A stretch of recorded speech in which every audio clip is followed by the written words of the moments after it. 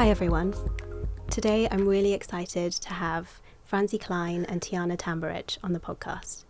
They are the co-founders and forces behind Female Narratives, a creative agency that deploys over 100 women and non-binary freelancers to connect brands such as Bumble, AllBirds and The Gap, to name a few, to real stories. But the work that they do goes far beyond creating and producing projects and campaigns for brands. In curating a collective of female and non-binary talent, they've created a real community, one that they take every opportunity to nurture and empower. I would not be exaggerating if I were to describe Female Narratives as a movement, one which seeks to inspire and shift the needle for the next generation of creatives. Thank you both so much for coming on the podcast today. What an intro. Thanks for having us. No, it's really a pleasure. Thank you. Before we talk about Female Narratives, I want to understand a bit about the both of you, because I think so much of what we create in our lives, whether it's in work or in our personal lives, is informed by our backgrounds and our cultures that we've been steeped in. So would you be able to tell me a little bit about your respective backgrounds and maybe a bit about your early formative experiences that kind of shaped you into the people that you are today? Sure, I'll try and keep it short. It's like to summarize a whole life. Take as long as you want. A few words. I mean, we're both from different countries, so I'm Serbian, and I think, growing up in London effectively as a foreign woman, I moved here when I was a kid, has probably been the most kind of important thing that I could share that sort of summarizes my lived experience is, always trying to prove myself in a system that I didn't come from. And I think also kind of my parents coming over and working here and having to prove themselves as foreigners from a country that was very much, I was born in Yugoslavia, so we were very much the perpetrators of a war at the time. But obviously the civilians are completely innocent people. And so there was this constant need to kind of prove ourselves, I guess, as a family and follow very much the expectations of what it means to be successful in our culture as we moved here. So to do well at school, to get good jobs, to get a PhD, to prove ourselves in that way. So I think, growing up as a foreign woman in the UK was pretty important for me. What about you, Franzi? Very different. I'm from a small town in Germany and grew up with parents who were both in the entertainment industry.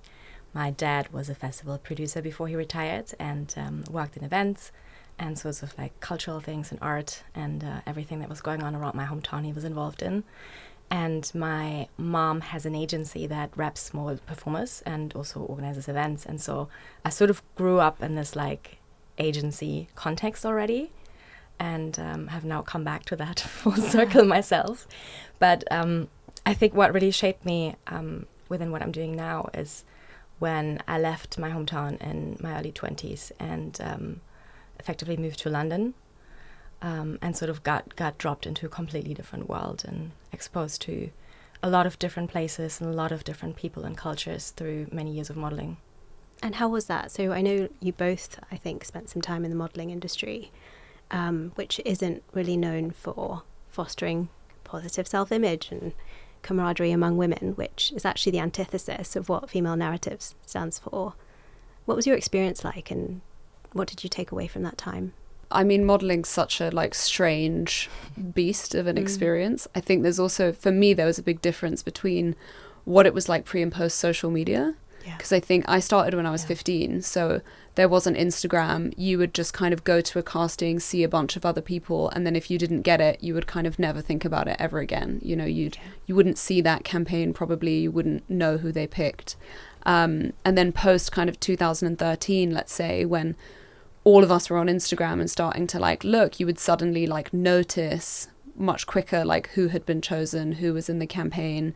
There was this kind of sense of competition really heightened itself because you could so quickly see what other girls were doing and what work they were doing and stuff. So I think that kind of really exacerbated, what modeling was already kind of stressful for. But I was kind of fortunately able to keep it kind of at arm's reach. Like I started when I was 15, as I said, so I stayed in school and then I went to university, and then I was always doing other projects. So I always knew that it wasn't what I wanted to do. And even from a very young age, I kind of used it as a means to an end, and kind of used that money to then fund other things. So I literally like modeled for 3 years to fund my degree. So I paid for my degree and don't have student debt because of that. So it's kind of double-edged sword, I guess. I mean, that's such a healthy perspective to have at that young of an age. I think that's pretty rare. Like, I mean, it was probably my parents, you know, I was scouted in a bar in Holborn, and my mum came to the agency a few weeks later or whenever it was, and she sat down and was just like, listened to everything they had to say and was like, yeah, okay, great, but like, she doesn't miss a day of school for this. You know, I don't think she was, maybe some mums would be kind of amazed by the experience, and it would be like a Sacha Baron Cohen movie where they'd be like, yes, she should be covered in bees and like wearing a Nazi uniform. But I think for my parents, they really like put an emphasis on education, and so they were like, you can have it as a hobby, you can do it during any school holiday, after work. I did a lot of like post 5 p.m. shoots or on weekends, but I didn't like miss school for it. Yeah, I mean, I got scouted as a teenager as well, and up until then I had a similar experience. It was very much like, you don't miss school, you finish your education. And when I moved to London, that was what supported me to move to London. I kind of stumbled into it. I hadn't planned on being a full-time model. I was supposed to come for 2 weeks, and I'm still here 13 years on. That's amazing. But it was for a very long time, for about 5 years of my life. It was like my full-time job. Having said that, when it started to be my full-time job, I was already 22, which is relatively old for modeling, for that industry. And so I was also able to not take anything too personally. And I was incredibly lucky in the sense that I didn't feel the sense of competitiveness so much. I think because I didn't care all that much about it. I never thought it would be what I would do for the rest of my life. And then also I met a lot of really incredible women along the way. I think there's something about going to a foreign country, living in a model apartment in New York or in Barcelona or Milan, and you have all these other girls around you who are your age or younger and away from their family and away from their home countries, and you bond over that. So I actually formed a lot of really great friendships along the way, and I'm still friends with a lot of the people I met 10, 15 years ago. I love that. As I was doing research for this podcast, I realised how much you both do in terms of the different hats you wear. So you run a business, you're creatives, you're magazine editors, TEDx speakers. Like, there's so many different things that you do, probably even more than that. How would you describe yourselves, given all of the different facets to maybe your work life and your personal identity? It's such a good question. We always say we are multitudes as women, and it's very hard to define yourself by just one role because no role is ever permanent. But in the context of work, I think we wear so many hats all the time. We're the only two people who are full-time employed in our agency, and so we kind of do everything. We have people working part-time for us who take on a few things, but you know, one day I'm the bookkeeper and the next day I'm the producer, but we also still run a business at the same time. So there's a lot of different things to juggle that don't really define us into one role. But I think if I had to define myself by something, whether that's work-related or relationships or friendships, it's more values rather than anything else. And I think kindness is a really big thing for me. I want everyone who we work with feel like they're being treated equally and treated with kindness. And I think that's, if I had to pick one definition of like how I would like to be or how I see myself, it's just want to be kind to people. Oh, I love that. That permeates actually in like, not that I've known you guys long, but it permeates in how you are. And I mean, last week I came to one of your events, and that was felt very warm and comforting, and everyone was very kind. So yeah, I think it's like you wear so many hats as founders, but then you also at some point have to kind of be like, what do we each focus on? Because otherwise, you know, you just end up doing way too many things on your own. And so I think we split our role very much into kind of producer and creative director, which I think is those sort of arbitrary titles, but they do kind of help to funnel like information into two different brackets. And for a creative agency, like that, those are fundamentally two important roles. And I think we definitely don't kid ourselves to say that we are technical in anything. So if we need an editor, videographer, all of that stuff, those are all technical roles where we hire people to do them. And the way that we're able to sort of like divvy up responsibility is like what feels like more of a creative sales role maybe goes to me, and what feels like maybe a project management or production role goes to Franzi. So like different skill sets and what they're kind of and it takes time to to. like figure out what that is in your business partner and to like be comfortable with iterating on that, and also changing with the times, right? So if you decide to go much more into suddenly like short form social media content or long form writing content, that you are able to still be playing to your strengths at all times. And we also didn't really start Female Narratives knowing Tijana would be the creative director and I would be the producer. Those roles just sort of formed over time. How did you guys meet? Actually, I'd love to hear like the creation story. Oh, we have a very cute meet cute story actually. We met 8 years ago. We should have actually met earlier because there was a lot of overlap in our social circles. But we met 8 years ago on a plane to Ibiza, going on the same group trip. We got invited by different people and sort of bonded over our mutual frustration about the advertising industry, and also like being models, the lack of control we had over our lives and over what was happening next. And 4 months later, we started Female Narratives. It was like very fast. That's quick. Yeah. Which brings me to my next question, actually. So I think a lot of founders and creatives, there's this gap between the time that they conceive an idea to the time where it actually materializes. And at the event last week, Fola spoke so beautifully about how it's because of this fear that we have that the execution might not be as perfect as the vision of it in our heads. Was that something you guys had to overcome to build Female Narratives, or is that something you've ever felt when building? I think I'm pretty like proactive, like get things done. I think also then I was 24 and so add to that the sort of brazen beauty of naivety and the feeling of just, well, we can do anything we want.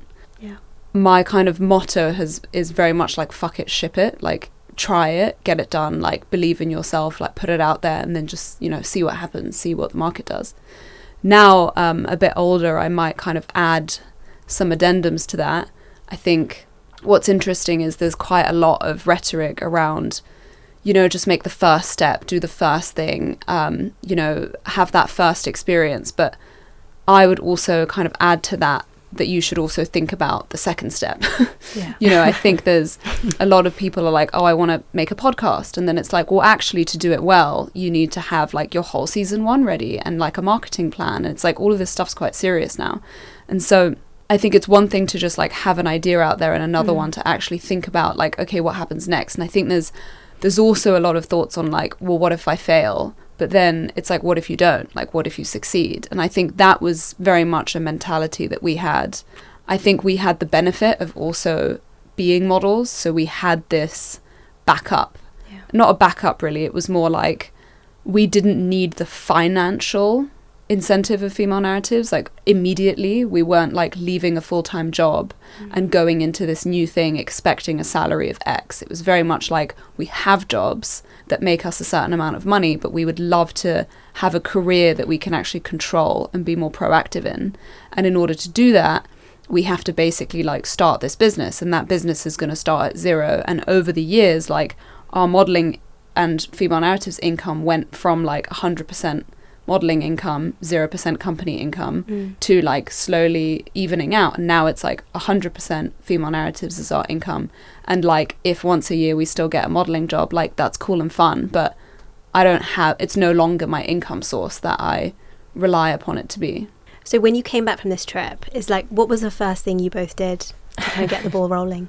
Yeah, well, I went to Burning Man. I was Burning Man. No, but I tell this story a lot. She writes a great article about this experience, by the way. I tell this story a lot because it's just like true, that I sort of called Franzi after I came back from Burning Man and very much sat in her flat. She lived in Soho, and we were both kind of talking about the industry. We both had similar feelings, as she said, around a frustration of like modeling, wanting to have a more proactive approach. We knew so many interesting people in that industry already and wanted to have a more direct relationship.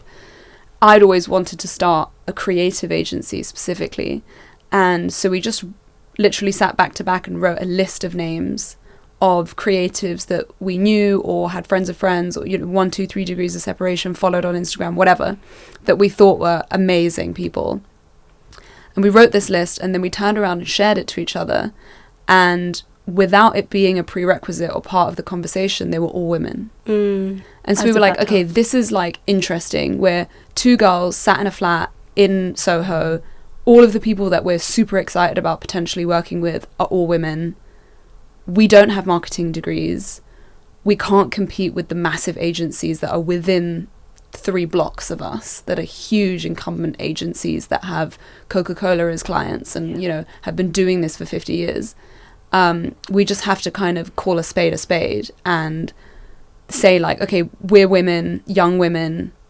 That's kind of like what this is going to be, basically. And that's our USP, and no one can take that away from us because it's who we are and it's who we know and our resources.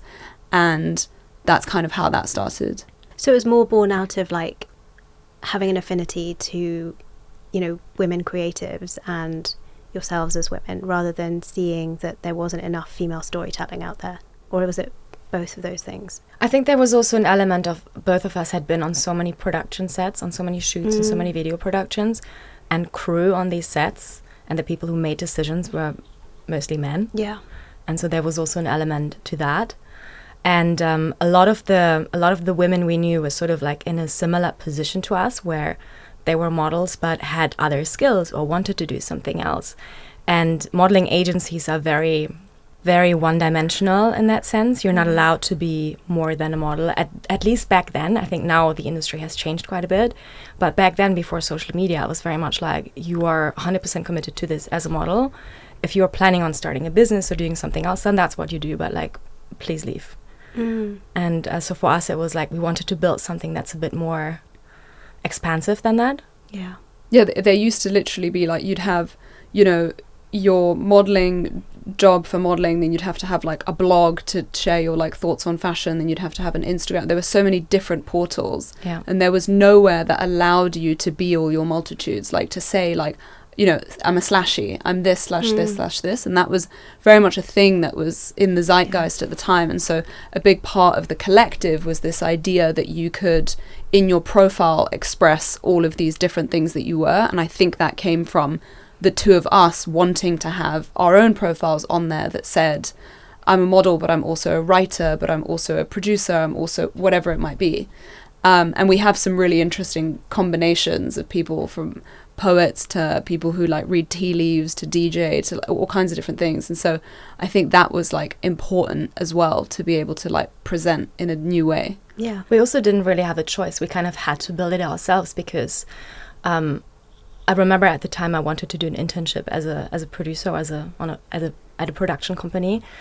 And just the idea of like, with how volatile the modeling industry is, which was still my bread and butter at the time, being on a job and the next day you might have to fly to New York to a job, or to the Caribbean or somewhere, and like, how do you tell that to your employer? And so for us, it was like really the only option to build that ourselves at the time, because we were in this like golden cage of modeling. Yeah, you couldn't have like an internship somewhere else, because you'd be like, I can be here for 2 days a week for sure, but I can't tell you which days. Like no employer's going to be like, okay, great, like you should work here. So any experience you could possibly get would be like, go make teas for people, and so we knew that we could do more than that, and this was sort of like one of the only like mediums we could do it through. Yeah, we built our own castle. Exactly. I love that. I mean, I completely get what you're saying, because I sometimes even shy away from like saying, oh, I'm, launching a podcast. But I get what you're saying. Like, there's like this thing, like you're one thing and you can't be another thing. And if you're another thing, then you're not doing this thing right, or you're compromising something there. Or feels like people watch you even more so. Exactly. Or even if you had an afternoon free. Trip up. Yeah. Or like, oh God, she thinks she's, who does she think she is? Yeah. But the thing now, I think, is so much more like build in public. Like, I think the social media approach to these new things is like, breadcrumbing and giving Easter eggs to people of like, this is what I'm going to do next, and I'm taking you on that journey with me. And it's actually much more, 8 years ago or something when we started, it was like you had to have all of your ducks in a row, have the website live, have everything done, and then be like, this we've launched, this is what we're doing. But now I think people are much more interested in like coming along that journey with you of how does it work? Like I'm checking out different podcast studios, like actually like following that along makes people feel like they're on the journey with you. Yeah. Actually, you're so right. I mean, I wish I'd done more of that, but maybe going forward, because it is a journey and you do feel proud of yourself. Like the small wins matter, and how you want to be able to look back and say, yeah, I did that, but this is how I did it. And I felt like this at these different points in time. Because it's unrealistic to just start at a point of success or to show people that's where you started. And actually, I'm just thinking of the content that I like to consume. It's very much like someone building themselves up from nothing. So thanks for the direction. What about the process from like, I think you spoke about this, but you came back and you made this list of all the women that inspired you, and they were all women, and you were like, oh great, let's start female narratives.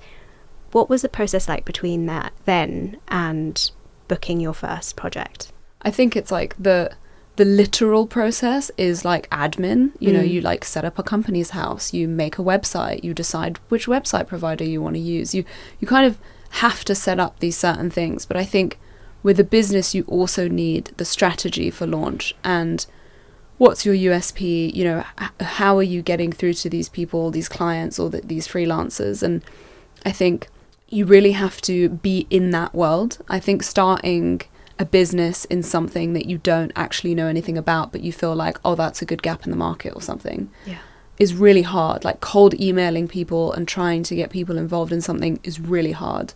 I think we picked this because we already had this massive network of freelancers I'd been a model for 10 years at that point, of, makeup artists, photographers, stylists, people that we knew. So we kind of had this bank of freelancers. We knew we could put a shoot together, even though we didn't have a marketing degree and we hadn't done that before. We'd had enough on-set experience to know that it was possible.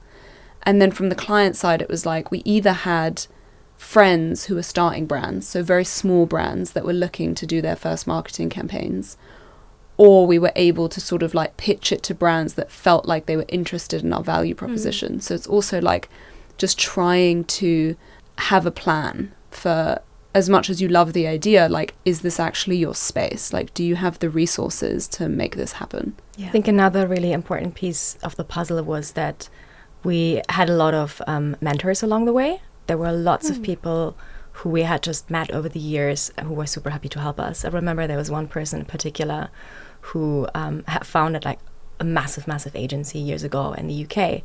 And he gave us his strategy person for an afternoon, and we sat down with this person and he kind of fine-tuned details with us and was like, this is a brilliant idea. Can you please hire me in a few years? And so it was just, like all the things that we didn't know, we had people that we could ask. Yeah, and that early validation of an idea is so important. Yeah, I mean, it's months of due diligence, obviously, is a key component of that. The day that we founded becomes nebulous because it's like we had that conversation in like October, but then we actually sat and did the due diligence and did the admin and like constructed the idea and spent months into thinking, everything from like name to brand color to like all of this stuff. So that our like official like launch is technically, obviously International Women's Day is a huge day for us. So our first thing was International Women's Day 2017, so in March, where we did a 21 woman sit down dinner, and we wanted these women who we'd put on this list to effectively sit down next to each other.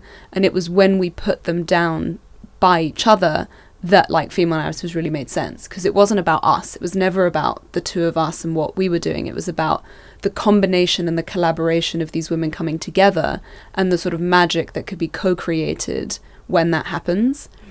And so, our technical launch date that we sort of do our anniversary by is that March. So our 8 years will be in March. But there is always like at least a 6-month lead time between idea and that sit down dinner, I think, where it's that due diligence and strategy and thinking and doing quite literally boring admin of like setting up on company's house, doing HMRC, banking, all kinds of stuff. That I think is not glamorous, but it's like important. What you actually need to start a business. Yeah. And a lot of the things also that shaped us just really happened over the years. I think a lot of the things happened organically. Like while we had a bit of a strategy, there was no like business plan. We never had a business plan. But I think that the one intentionality though is like there was no business plan because that was the business plan.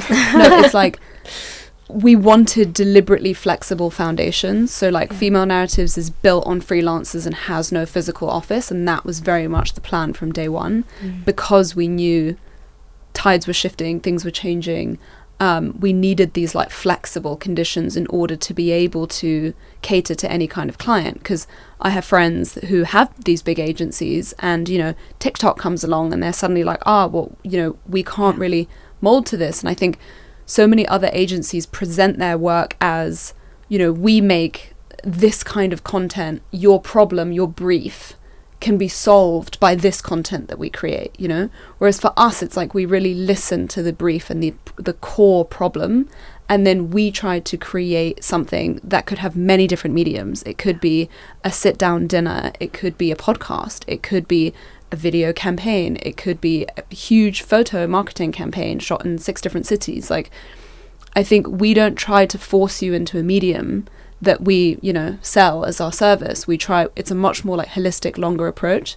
And that can only be facilitated by the freelance collective that we have. So we say there's no business plan, but the idea of like it being a collective of freelancers tethered to a creative agency, and that there's a symbiotic relationship between those two things, where we have like client briefs on one side, and then we have our community element on the other side, where we have all of our events and all of the things that we host, was very intentional from the beginning. That hasn't changed since. And I mean, I guess that whole like slashy culture and the fact that people wear different hats lends itself to that, right? Because you can really harness the power of all of your creatives. And maybe if someone grows and wants to wear a different hat one day and you're like, that person would be great for this job. Is that what you're seeing with that flexibility? That having people that are just creative in different spaces means that you've just got a lot more choice. Totally. And I think people also approach a project completely differently if it's a one-off thing or if it's not a regular office job that they are tied to 5 days a week. It's a completely different experience if it's a freelancer who you work on a lot of different projects with, rather than they have to do this thing every single day with you. Yeah. Yeah, I think they definitely, we have had people who have done more than one thing with us. We definitely have a lot of our creatives often double up as talent on our shoots, so that's super common. And we have had people do art for a shoot and be talent for a shoot, and you know, do something else on the shoot. That's not uncommon, that we might even have people doing multiple roles on a shoot. But an important thing is that we kind of allow them to get really good at their thing. And I think one of the beautiful kind of recollections I have of Female Narratives is very much like a lot of these women have usually been quite junior on their sets. So if they're like a videographer or a DOP, you're answering to the director, who a lot of the cases for them has been like an older male person. And when they've come to us and we've really put them at the center of the table and been like, well, what do you think? How should we shoot this? At first, they're obviously nervous by the responsibility that's being offered to them, but then they like step into their power, and it's this amazing feeling of like, you get to see how creative this person is that hasn't previously really been allowed an outlet to do that. They're just more of a technical hired hand. But with us, it's like a big part of our structure as well is that there is no hierarchy. Like, every person is equal and we want their voice heard. So the makeup artist is just as important as the talent, as the videographer, and so on. And from our modeling jobs, that was like totally the other way around. You know, like if I as the model had something to say, it would be like, why is the clothes hanger speaking? This is very weird. And so I think that was like an also a really important factor, that our shoots feel like a very collaborative space to be. And I think that's also why it feels this kind of this word of sisterhood and this kind of feeling of fun as well on our shoots. They're a bit of a like reunion for a lot of our girls to be able to get together and have a really fun day, because they're all individually incredible heads of department, and so they just get to come and like do their jobs and have a great time. And also fosters this sense of ownership, which makes people naturally want to be better, because you're taking ownership of something and you're like, I want to be the best I can be in this. That's amazing. I think that's really clever. You have worked with some incredible brands over the past 8 years.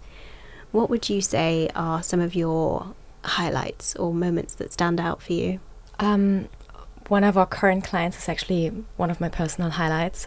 We work with Merrell, it's a hiking shoe brand, and they allowed us to build a hiking club for them over the last 3 years, which is a community essentially for female or non-binary hikers, led by women all across Europe. And that project just has so many different things to it that we haven't done before. So we learned a lot over the last 3 years, but we also got to create something that like is a community, which is what we do. Yeah. And work with so many incredible people all across Europe.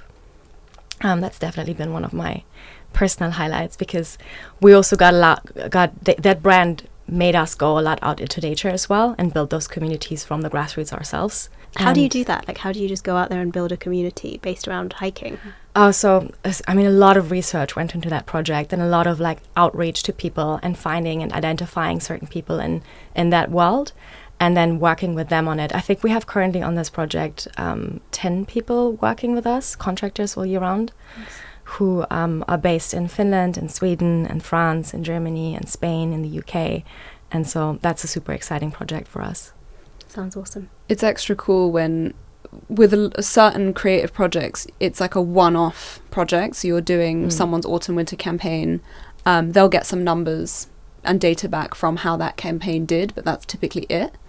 Whereas with this project, because it's been multi-year, we've been able to really like track what has been going on. And when you say like, oh, we've built a community, we've actually been able to like put numbers to that and say like, okay, the community is now this many thousand people, or this is how many hundreds of people we've been able to get out into nature in this year. And so it's been a really interesting process to follow how that project has grown over years. The project that comes to mind for me is always a project that we did with Peanut, which is an app for mothers to meet. Michelle Kennedy was originally at Bumble, and then realised like I have a partner and I have my kids, and actually what I'm struggling with is to meet other mums. So she started Peanut for mums to meet each other, and then very quickly realised that there's actually a whole nother vertical that they should add called Trying to Conceive, which was for all the women who were going through all sorts of different processes to try to have children, people who were having miscarriages or going through IVF or had PCOS and other kind of endometriosis, and were sort of going through these experiences. They were like, they sort of approached us and were like, we've never done video before, we'd like to do that, how would you approach this campaign? We thought about it and went, as always, our default is to hear from the women themselves. That's kind of obviously female narratives in the name. So we found, and again, so many of our projects are really about like casting and finding these women. We found 6 different women with varying experiences that were comfortable enough to come and share some of their stories. We did it in a beautiful studio with our crew, and they shared these stories that were really, really moving. And obviously the point was, you're not alone. These conversations are happening on Peanut, and you could speak to other women about it. But what the women didn't know is we asked them certain questions, and we launched it on Mother's Day. So we were like, when you scroll through all of this content on Instagram of Mother's Day, how does it make you feel? And obviously for a lot of these women, it's a very triggering, very difficult time of the year. And so we got their responses, and then we asked them a few questions about their experiences.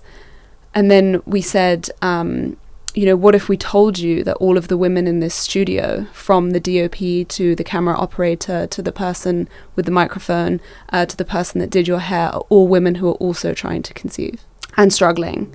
And there was a lot of tears, and like I get emotional like retelling the story. But I think that's when, creative projects go a bit further than the expectation, which is like for us to find female crew in a very male-dominated technical industry that were also trying to conceive and were willing to sort of share that.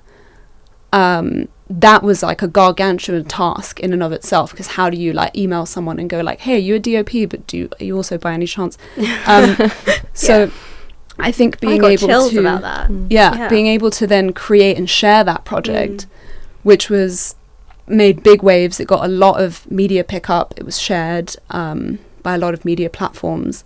And, you know, unfortunately, then COVID happened and we were supposed to host a lot of in-person live events for those women to get together. But that didn't happen. But we ended up doing a lot more projects with Peanut off the back of that. But stories like that I think really moved the needle. You know, I think I hadn't personally heard much like that in the media at that point. And now that conversation's really big. Yeah. And I think it takes certain people starting it to then it to snowball and become quite a normal discussion to be had. And, you know, the stats that we were sharing around how many women have miscarriages out of 10 and stuff were really quite shocking statistics at the time. And now it's like quite a lot of people know, you know, like 3 in 10 women will have a miscarriage kind of thing. What about moments that have been particularly difficult for you?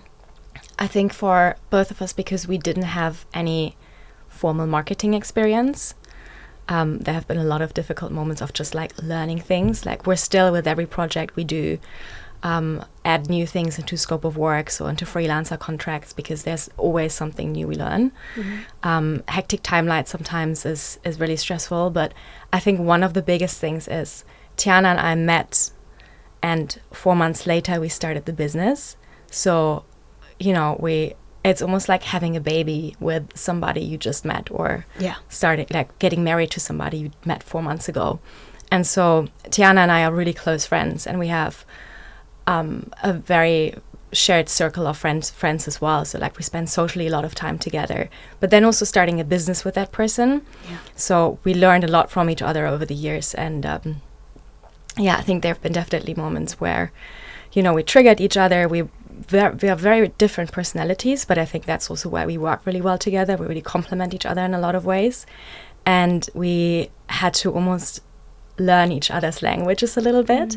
So we've always had the same vision and the same idea and the same sort of like drive to what we wanted to do with female narratives, but I had to really learn that we come at it from different angles often, and that the way we work is often quite different. And so just like learning that and actually trying to figure out how to make that a power rather than something that we argue about, that was definitely something big for both of us, I think. For sure. I mean, yeah, it's just like communication is such a hard thing to learn across the board between freelancers, clients, each other. As Franzi said, like there's so many things that happen on set that you think, wow, I would have never thought that somebody would do this, think of this, charge me for this, you know. Personal items left on set that they're trying to charge you to drag. It's like you wouldn't believe the stuff that has like come through our like invoices.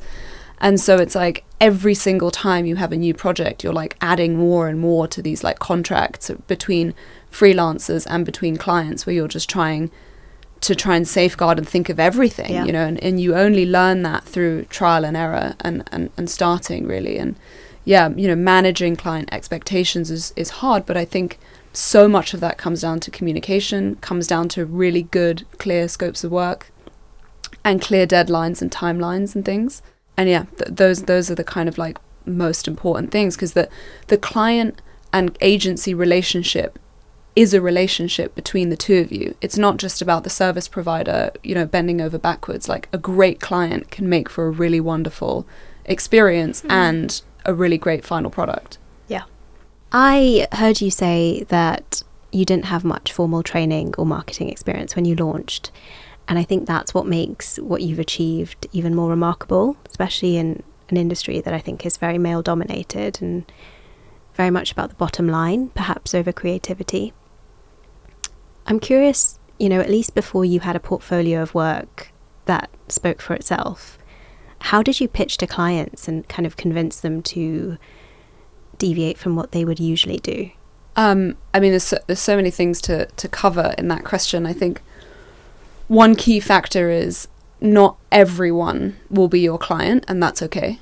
You know, really selecting and sitting down and deciding on your pillars of who are the sort of clients that you want to work with.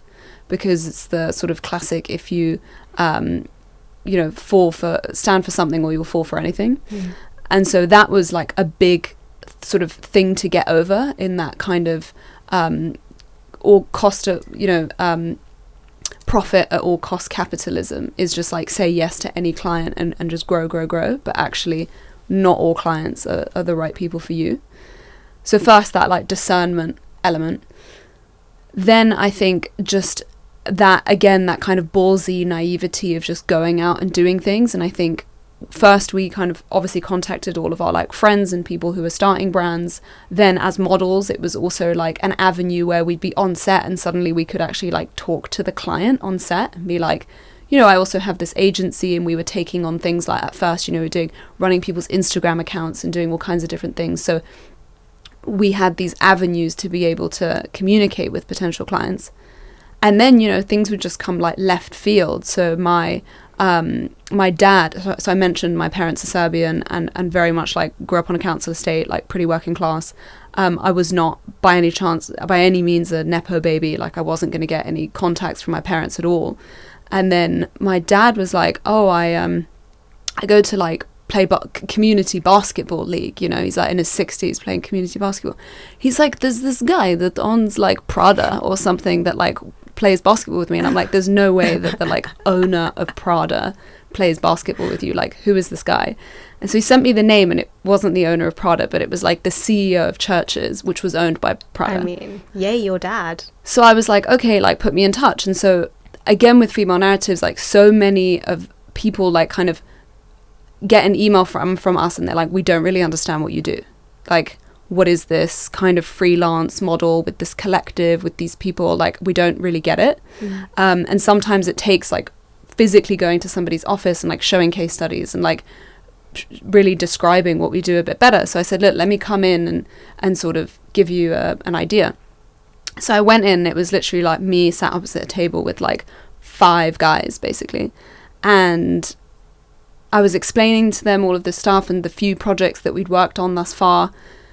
And they were sort of like still not really like following what we did, but they were like, look, this is our problem. And he was very candid with me. And he said, you know, at Churches, this is our marketing issue effectively. And we'd really like to make a video campaign for Christmas that taps into social media and the best ways that it can be used. But we're not really sure exactly what that is, because normally we make a seasonal campaign where photo is the lead. And then we make some BTS video. And so they're trying to show me the videos, and I'm like, they're like, we have really bad retention to watch the video all the way through. And I'm like, well, because BTS content, it's just like stuff effectively from behind the scenes of the campaign, which I've already seen in the previous photos. So there's no story, like there's no reason why I would watch this through to the end, because nothing is happening. There's no narrative for me to follow. And they were like, oh, okay, that's interesting. And so I was on the spot. Sometimes you have to kind of engage people with ideas. And I think that's kind of one of my strengths, is I can sort of come up with stuff like in the moment. And so I was like, oh, well, what if you did tell a story, and what if you did make it quite British, and you focused on, you know, it's a love story and it's Christmas, and it's, you know, a sort of, you're following a couple as they meet each other. They sort of round a corner and they bump into each other, and, you know, papers fly out of his briefcase, and they exchange numbers. And the next episode is the date, and, you know, she sat in the restaurant while he gets derailed by an old lady who has a cat up a tree, and, you know, doing all the nice gentlemanly things, and he gets a cab and it's raining, and he arrives to the restaurant just as she's left. Yeah. And then scene 3 is the like apology, where he sits on a park bench with flowers and is like very sorry, and tries to kind of win her over again. And eventually she relents. And scene 4 is Christmas dinner, where he's invited over to her family's house for dinner. But what if we tell the whole story from the knee down? So you're actually like following this kind of interplay of these two people, but because you've seen romantic comedies before and you know kind of what's going on, actually, like, how much storytelling do we tell with our feet? Like, how does the little lift of a foot when you give someone a kiss like translate? And by all the set design and everything else, how can you tell this story just from the feet down? And you commission a jazz band to like play in the background to really like keep the pace and set the scene. And they were kind of like nodding and liked this idea, but they were sort of like, I don't really understand how that would work. And I was like, okay, listen. So I stood on the table Me and these like 5 guys stood on the table, acted it out for them. I was like, this is how it would look. They'll be wearing different churches in every scene. When she's getting dressed for her date, you know, she's like trying on different outfits, and you know she's trying on different outfits because she's in different pairs of churches, right, in different trousers or skirts or dresses. And they were like, yeah, and you focus on all your like kind of hero classic shoes. And I think because I literally like got on the table and danced it out for them, they said yes, and at the time it was our biggest video commission ever.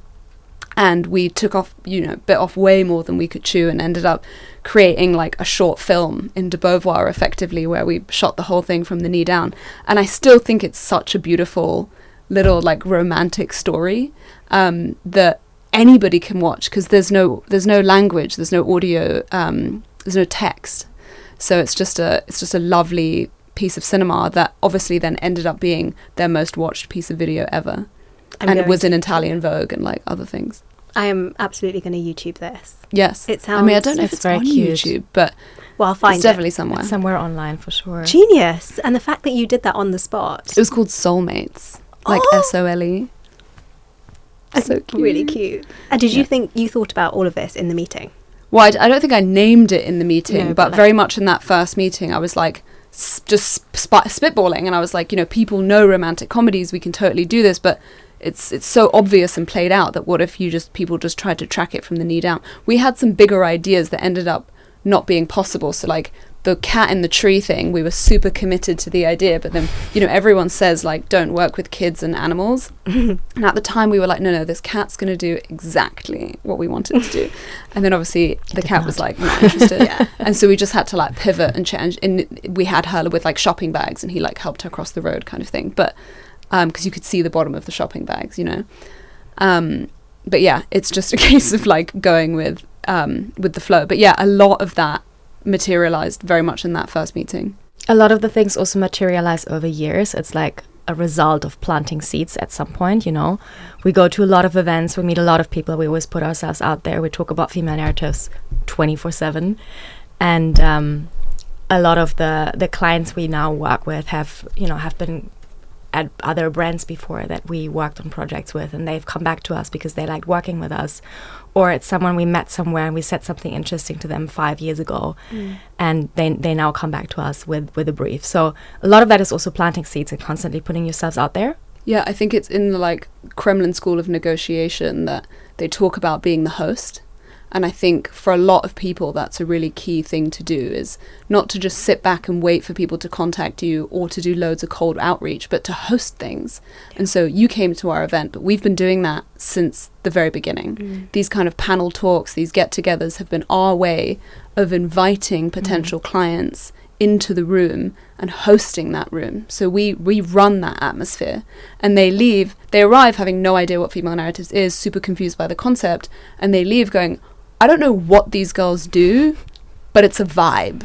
It's a vibe. And that's how we got our Bumble job, because I invited Louise Troen, who was then the CMO of Bumble, to come and speak on one of our panels, which was about women in tech.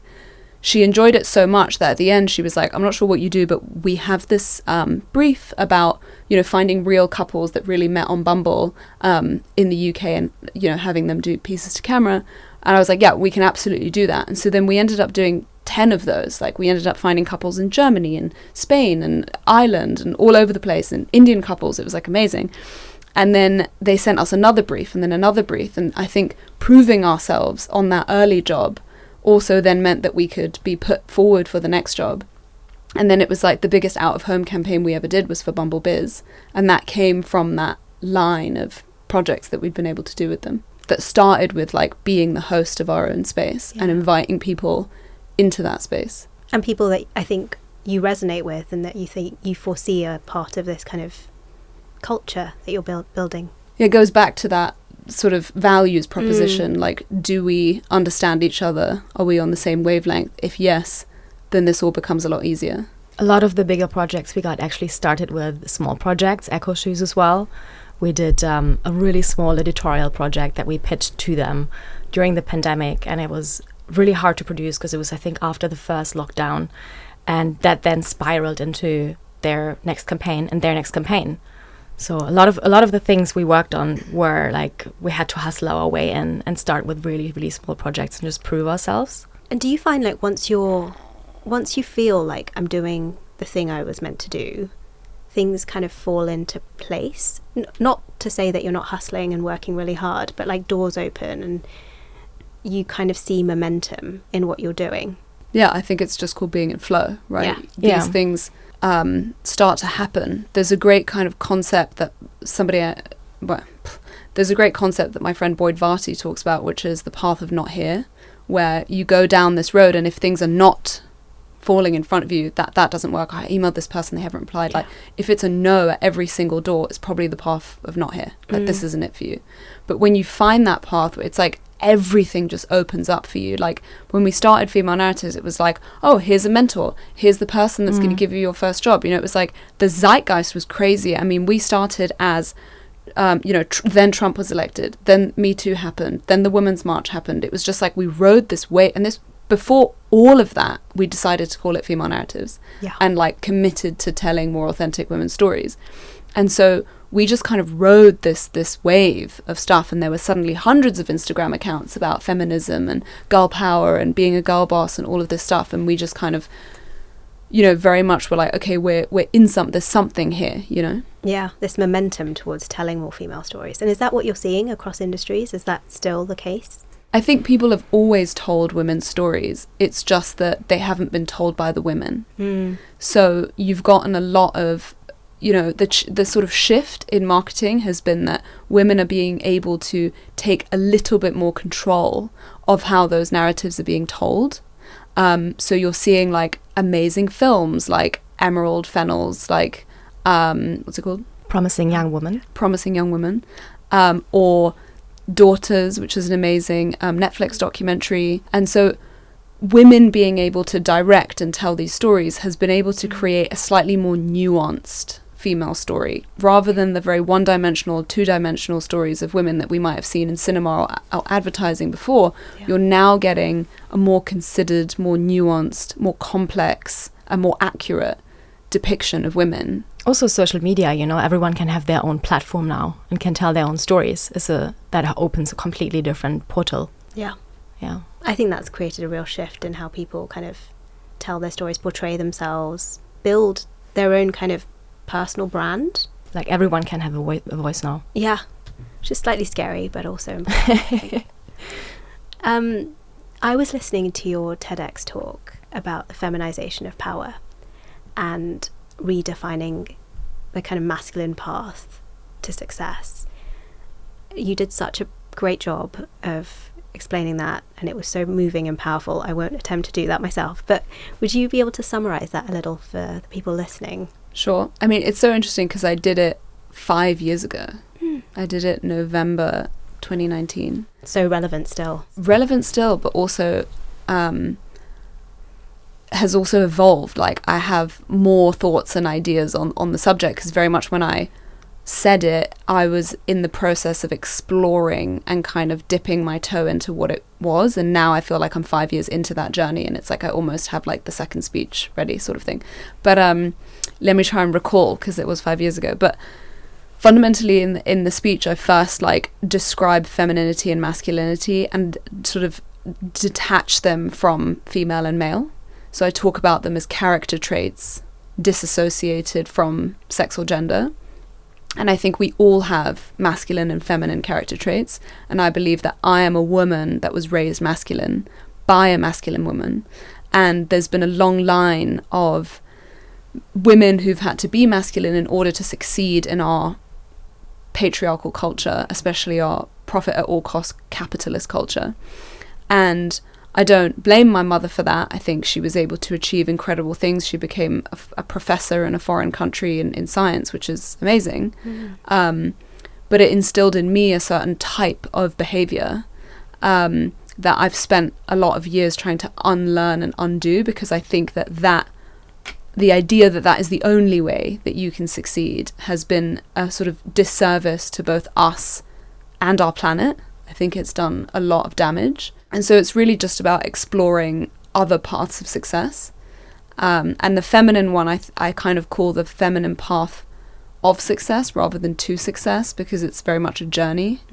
And yeah, I'm still personally on that journey, but I think that there are some very different ways to go about it than the kind of the business school, this is how you should succeed way. I think it's so reflected in female narratives as well. When I came to your event, it felt like I was looking at the feminization of power on display, and I left feeling so inspired and so nourished, and I was like, why do I feel this way? And I think it was because I'd seen these women kind of just own their power and themselves in a way that I don't think women see, especially like I don't work in the creative space, but I don't see that in the corporate space where I am very much living in my masculine. So when I saw that, I was like, wow, like this feels great. How do I get more of this? So yeah, I mean, there's real I think healing to be had there. We've also done it in a business sense, if you want to speak into like how we've sort of taken a feminine approach to like our actual business structure. Yeah, for sure. I mean, we discussed a few years ago the option of what do we want to do with the company. Like I think the path for agencies is very often we grow and we scale and then we sell eventually. And we sat down and thought about that idea and looked at the path to get there, and it just really didn't align with what we wanted to do. And it would have meant we had to not only sell the idea of female narratives and also what we created, but also sell ourselves out. And so this whole idea of that you have to, like, in order to be successful, build something really big and grow and grow and grow and just make money is not our idea of success. I think our idea was more to have a really good balance between, like a business always should be working for you. You shouldn't be working for the business. And so for us, it was more like, how can this business be of service for us? And how can we build something that, we keep ourselves booked and busy, but we also don't get burned out, and we also still have a life and we have experiences, And so our definition of success is more that, how do we keep a peaceful, calm life, have fun in what we're doing, rather than what are the numbers, or rather than what are just the numbers. Is that hard though, when you're kind of commoditizing your creativity? How do you strike the balance, especially when you are running a business at the end of the day?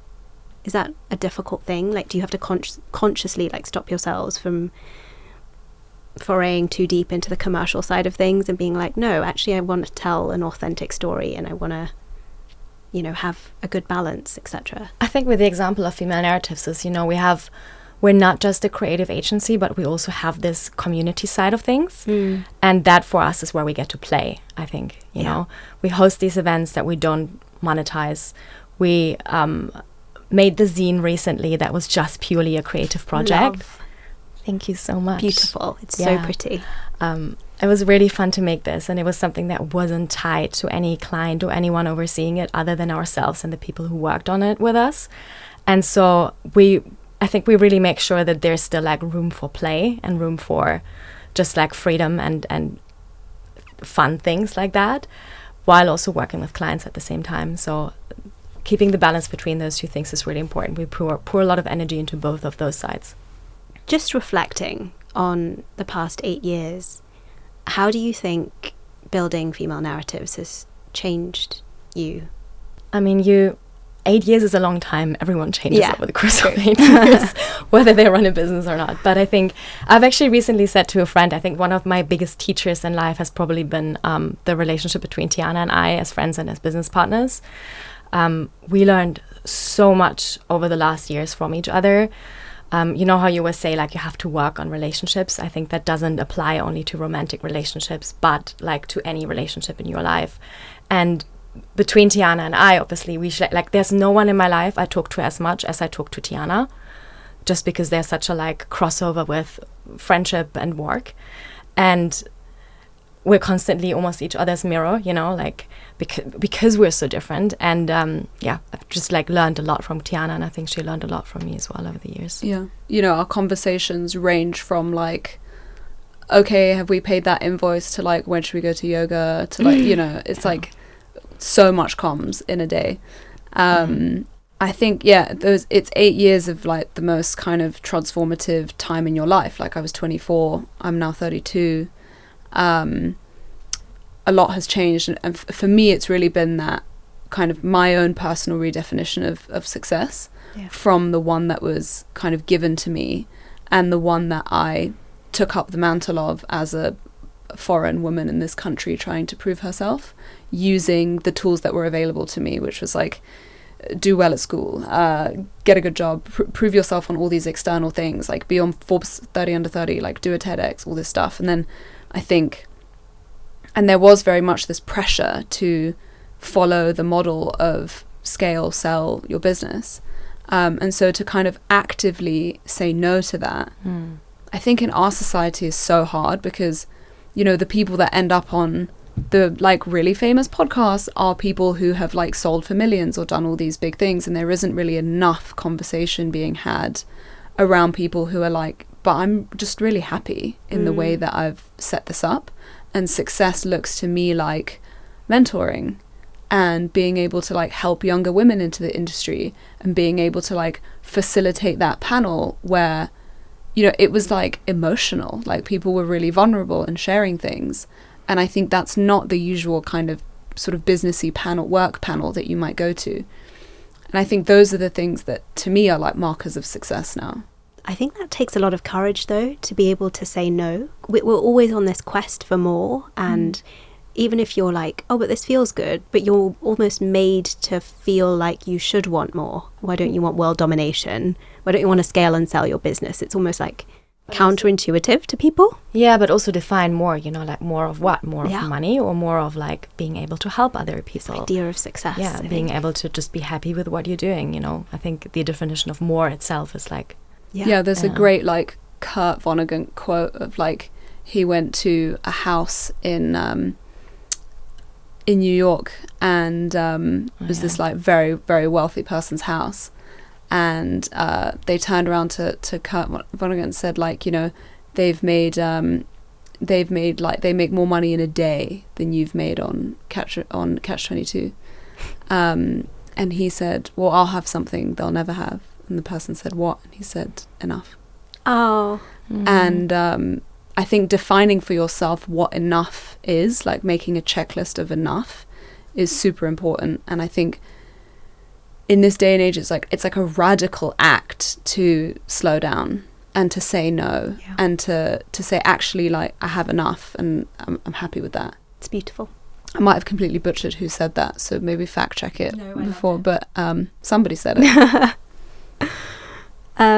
Where do you think, because you're both really confident, but in different ways, and I'd love to learn where you think you derive your confidence from, if you even know, or if that's even a thing that you can trace it back to something, I don't know. There is something, I mean, you know the whole growth mindset theory, right? I think there's something about just knowing you can kind of learn anything, and it's okay to fail and just to try things out and also then experience success. I think that's where confidence comes from, just like experience and success, and knowing you can figure things out if you haven't figured them out yet.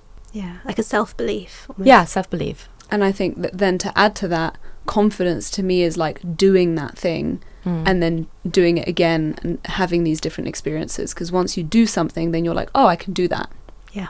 Okay, I know I have the lived experience that tells me that's possible and within my doing. And then when you do it again, you just get like a bit better and a bit better. So anything from, you know, public speaking to pitching to whatever it might be, it's just a muscle of practice that you have to do. And over time, and I guess for me, I built that like when I was young, I just like went for things, you know, I just like tried to do things. And so I had a really big backlog of experience and evidence that I could say, okay, you know, I've done this at some time before. And then you add to that sort of young naivety and being like, I'm just going to stand on this table. And like, I don't know if I would do that now. I think there was definitely a level of like, you know, exuberance of youth where you think that these things are fine and possible. And just generally a feeling of like, what could go wrong? You know, I really have a mentality of like, don't ask, don't get. You you know, the worst thing that happens is somebody says no. The best thing that happens is you do the thing that you wanted to do, right? So to me, those are like pretty good odds for asking the question. So yeah, I think to answer the original question, like confidence is just doing things and doing them often. Yeah, playing to win, not playing to lose. I actually have a folder in my inbox. It's called like special.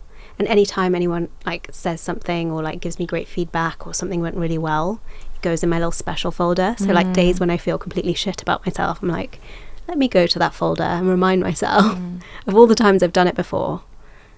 So yeah, the evidence thing. And we don't do that enough. We don't actually look back at those things that we've done very well enough, you know, especially when you run from project to project and you just wrap something up and then you start with the next thing. You don't ever like really look at the thing you've just finished because you looked at it for months and months and months.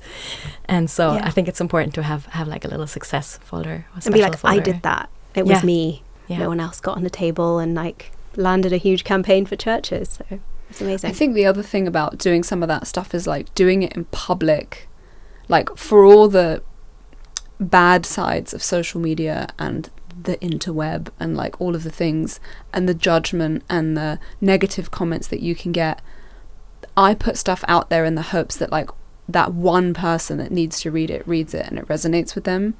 And sometimes the benefit of having things out there is that 3 years later, somebody might still see that thing that you did and send you a message. So you mentioned my Burning Man article. That was from 2016. I still get messages from people saying, I read that article, it really resonated with me, and it meant X, Y, Z to me. And so sometimes also like having that workout in public means that you'll get more of those little special messages as time goes by. Do you have a vision for female narratives for the next 5 years? And if that's too big of a question, what do you want to talk about something that you're excited about for the future, something maybe in the pipeline or an upcoming project? There's not really a structured plan for the next 5 years where we have like a specific goal where we want to be in 5 years. But what we do every year is we do at least one goal setting session where we just write down where we need to be financially the next year, who are our dream clients, who would we like to work with, are there any people we want to work with. So we do a lot of that, and we do very regular check-ins. We have every 3 months we do like a development session where we really step away from projects and just sort of look at the company in a more holistic way and where we want to go with it. So we do a lot of that. Something we're excited about for right now, is there anything you can think of? I think, you know, what we've kind of been saying in this whole kind of hour with you has very much been that like we've built ourselves on really flexible foundations. It's a collective of female freelancers, which means that it's always quite like different and exciting and can go in so many different directions. So we keep it flexible in order to be able to go on these adventures. We keep our principles the same and our values the same and how we operate the same. But yeah, like so many interesting clients just come up out of the blue for us. And I think that's the interesting thing about kind of business development is, you know, people are like, oh, it's cold outreach, it's having this CRM, it's doing all this stuff. But like, I always leave space for like the magic of just something happening. And I think making the zine, being the host, these are all ways to just like put things out into the world. And I think it's so true that people are looking for you as much as you are looking for them. And that if you just keep putting out the work, doing the work, really, people will like find that. Again, putting it on social media, obviously, like not sort of doing it secretly, but really like putting yourself out there. People are looking for you.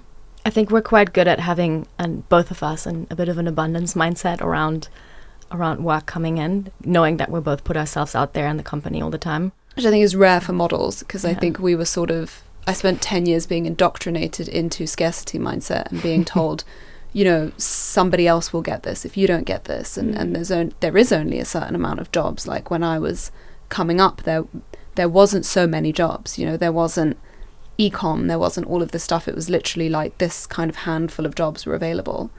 And I think getting out of that mindset and out of the mindset of like, okay, I have to do this job because I don't know when I'll be paid next, and I don't know when the next job will come in, and then so I have to fly, and you're suddenly like flying from place to place to place because you know that there'll be a void of jobs coming in a few months' time, and that was all a kind of way of living that I just didn't enjoy. Yeah. So being able to like structure my time, and yes, with client outreach, you still don't know if it's going to work, but at least you have a little bit more of a sort of proactive mentality towards it, and you're the one pitching and outreaching and suggesting ideas. So there's a bit more of control around that. I love that. Just like the joy of being surprised and going on adventures together. Final question for the pod. Is there a book or a piece of art or some music that you think is important for people to experience in their lifetime? I think that's a really difficult question. Yeah. To try and sort of pick one. I'm a big reader. Yes. I have a book club. Do you? We have an FN book club that we do with Coco, House of Coco. And so there's really so many books, but the one that I keep coming back to that I think is like everybody has to read is Man's Search for Meaning, Viktor Frankl. And in terms of art, I think everybody in their lives should go to Florence or Rome and just get lost for a while. I think seeing those cities of antiquity and the art that's within them, and a sort of reminder to look up, because so much is on the ceiling, is really beautiful. Traveling alone and getting lost as well is something really special. In terms of books, The Untethered Soul by Michael Singer is something I always come back to. And I'm going to butcher his name now, but I'm currently listening to the audiobook The Art of Living by Thich Nhat Hanh. I don't know if I said this right. No, I think you did. And I'm already obsessed. Oh. Yeah, I've already bought 2 more books of his and can't wait. Just before I sign off, I actually really enjoyed this conversation, and you're both wonderful guests. Thank you so much. I've learned so much. Congratulations on really everything that you've achieved and will continue to achieve. Yeah, it's just a joy. And if anyone wants to find out more about female narratives, femalenarratives.com, they have an awesome newsletter which you should subscribe to, and yeah, just go and learn more about them. Thanks, guys. Thank you so much. Thank you so much for having us. Wherever you're watching or listening to this podcast, please do like, subscribe and follow so you can get updates. But it also means so much to me, and it makes a real difference to the episodes and the guests that we can bring on. Thank you.